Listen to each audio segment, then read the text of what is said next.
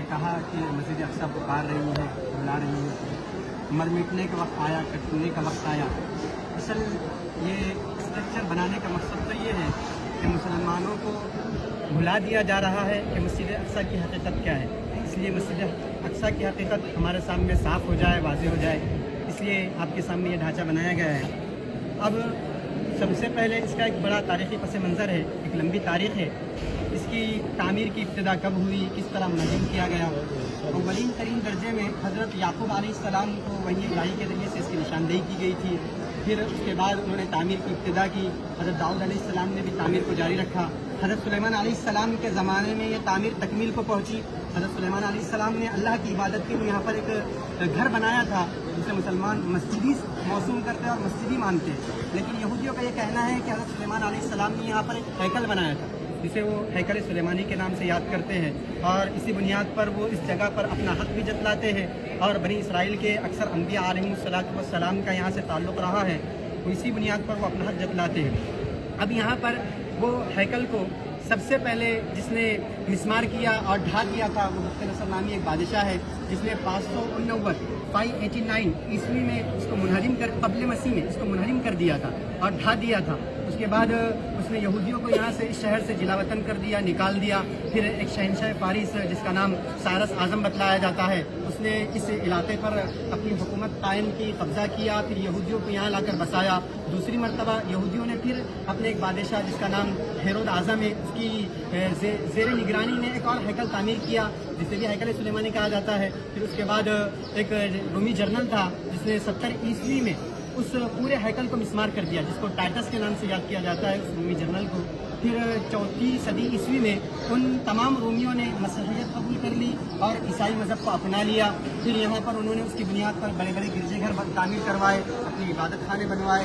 اس احاطے کی جو مقدار پیمائش رقبہ ہے کم و بیش 36 ایکڑ پر پھیلا ہوا ہے، اور اس کے ایک جانب بیت الحم نامی شہر ہے جس کو آپ نے گزشتہ نقشے میں جان لیا ہے، وہ حضرت عیسیٰ علیہ السلام کی جائے پیدائش ہے۔ اسی مناسبت سے وہ مسیحیوں کے نزدیک کافی مقدس جگہ مانی جاتی ہے، اور ان کے عقیدے کے مطابق اس علاقے میں حضرت مسیح علیہ السلام کا ایک مقبرہ ہے جو بالکل غلط عقیدہ ہے۔ قرآن اس کی ترجمانی کرتا ہے، بتلاتا ہے کہ حضرت مسیح علیہ السلام کو اوپر اٹھا لیا گیا۔ اب یہ مسیحیوں کے قبضے میں رہا، مسلمانوں کے قبضے میں کب آیا؟ اس کی تاریخ کچھ اس طرح ہے کہ حضرت عمر رضی اللہ تعالیٰ عنہ کے زمانے میں عہد فاروقی میں اس کو مسلمانوں نے اپنے قبضے میں لیا۔ حضرت عبید اللہ بن جراح رضی اللہ کے زمانے میں حضرت عمر رضی اللہ تعالیٰ عنہ کی خلافت کے دور میں اس کو اپنے قبضے میں لیا، اور اس وقت یہ بالکل مسمار ہو چکا تھا۔ حضرت عمر آئے، یہاں پر اس جگہ کو صاف کیا، اس علاقے میں حضرت عمر نے نماز پڑھی اور یہاں پر ایک چھوٹی سی لکڑیوں کی مسجد تعمیر کی تھی۔ اس کے بعد یہ جو آپ کے سامنے نقشہ نظر آ رہا ہے، جو اسٹرکچر نظر آ رہا ہے، اس کی حقیقت کچھ اس طرح ہے کہ یہ جو دونوں تیار کیے گئے ہیں یہ بنو امیہ کے زمانے میں تیار کیے گئے۔ عبد الملک بن مروان اور ولید بن عبد الملک، ان کے زمانے میں یہ دونوں عمارتیں بنائی گئی ہے۔ اس عمارت کی حقیقت یہ ہے کہ یہ پورا علاقہ ایک پہاڑی پر ہے، اور یہ خاص طور پر پہاڑی کا حصہ ابھرا ہوا ہے، کم و بیش 1.5 سے 2.5 میٹر اوپر ابھرا ہوا ہے۔ اس پر یہ بنایا گیا ہے، اس کا نام قبۃ الصخرہ ہے، اور مسلمانوں کے ذہن میں سوشل میڈیا کے ذریعے سے یہ بات بٹھائی جاتی ہے کہ یہی مسجد اقصی ہے۔ حقیقت یہ ہے کہ مسجد اقصی صرف اسی کا نام نہیں ہے، بلکہ پورے احاطے کو مسجد اقصی کہا جاتا ہے۔ مسجد اقصی حرم قدسی کو، یہ پورے علاقے کو مسجد اقصی کہا جاتا ہے، اور مسلمان جو اس مسجد کو مسجد اقصی کہتے ہیں اس کی وجہ اور بنیاد یہ ہے کہ انہوں نے نماز پڑھنے کے لیے اس علاقے کو خاص کر دیا ہے، اس لیے اس کو مسجد اقصی مسلمان کہتے ہیں۔ اور یہ مسجد اتنی شاندار ہے کہ اس کے اندر سنگ مرمر کے پتھر جڑے ہوئے ہیں، اور مختلف قسم کی کاریگری قرآنی آیاتیں وغیرہ لکھی گئی ہے، اور ایک وقت میں 3 سے 3.5 ہزار لوگ اس میں بآسانی نماز پڑھ سکتے ہیں۔ پھر یہ قبہ ہے جو سامنے بنایا گیا ہے، یہ بھی عبد الملک بن مروان کے زمانے میں بنایا گیا۔ اب اس پر نقش و نگار جو نظر آ رہا ہے، یہ نقش و نگار خلافت عثمانیہ کے زمانے میں یہ نقش و نگار کیا گیا ہے، اور خلیفہ عبدالحمید اور عبدالعزیز کے زمانے میں یہ نقش و نگار ہوا۔ یہ ایسا نقش و نگار ہے کہ یہ اپنی مثال آپ رکھتا ہے، یہ ایسا قبہ ہے جس کی نظیر اسلامی ہسٹری میں پیش کرنا مشکل ہے۔ اور اس پر جو قرآنی آیتیں لکھی گئی ہے وہ قرآنی آیتیں سورہ یاسین کی آیتیں ہیں، سورہ بنی اسرائیل کی آیتیں ہیں۔ اب یہ قبہ اور گنبد کی اصلیت یہ ہے کہ اصل تو یہ لکڑی سے بنا ہوا ہے، چونے وغیرہ سے اس کی استر کاری کی گئی ہے، اس پر جو گولڈن رنگ ہے یہ سونے کا پانی چڑھایا ہوا ہے۔ اب इस तरह ये जो कुब्बे नज़र आ रहे हैं, इस तरह के कई कुब्बे इस इलाके में मौजूद हैं।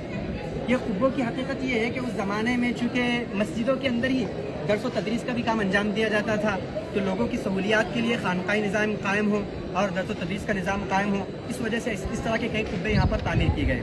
अब इस मस्जिद के बाजू में, जिसको लोग मस्जिद अक्सा कहते हैं मुसलमान, इसके बाजू में एक म्यूज़ियम है जो 10 मुसलमान अदवार को बतलाता है। इसके अंदर 10 मुसलमान अदवार के अजायबात रखे हुए हैं और 600 ऐसे पुराने नुस्खे रखे हुए हैं जिसको अलग अलग ख़तों में लिखा गया है। अब ये दीवार है, इस दीवार के मुतालिक मुसलमानों का अकीदा तो ये है कि यहाँ पर आप अलैहिस्सलाम का बुराक बांधा गया था।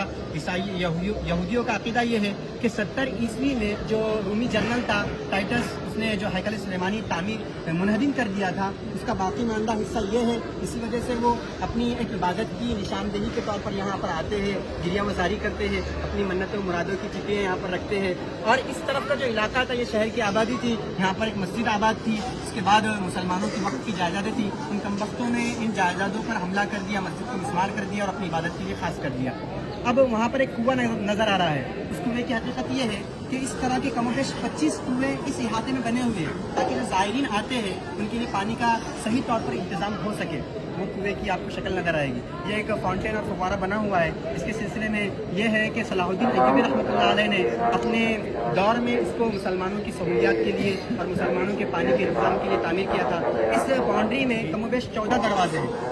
एक दरवाज़ा नमूने के तौर पर बना दिया गया है जिसको गोल्डन टेम्पल कहते हैं। यहाँ पर सुलेमान अलैहिस्सलाम का मस्तबल कहा जाता है इसको। पहले ज़माने, अब तो इसकी कोई अलामत और निशानी बाकी नहीं रही, बल्कि यहाँ पर एक नीचे तल में एक मस्जिद है जिसे मस्जिद मरवान कहा जाता है। और वही मस्जिद के मुतालिक ये बात भी है कि यही वो मस्जिद है जहाँ मरियम अलैहिस्सलाम रहा करती थी और ये अब इसकी कोई हकीकत बाकी नहीं रही। इसी तरह हम ये आपके सामने जो स्ट्रक्चर और पूरा नक्शा पेश कर रहे हैं, मकसद तो ये है कि किसी न किसी तरह हमारे जहन में मस्जिद अक्सा की याद ताज़ा हो जाए और ये बात हमारे जहन में आ जाए कि मस्जिद अक्सा क्या है, क्या हकीकत है, ताकि हमारा जो इससे रिश्ता है वो मजबूत से मजबूत होता जाए और हम इसके सिलसिले में फ़िक्र और कोशिश करें। अल्लाह ताला से दुआ है कि अल्लाह ताला इस बात की तौफीक अता फरमाए।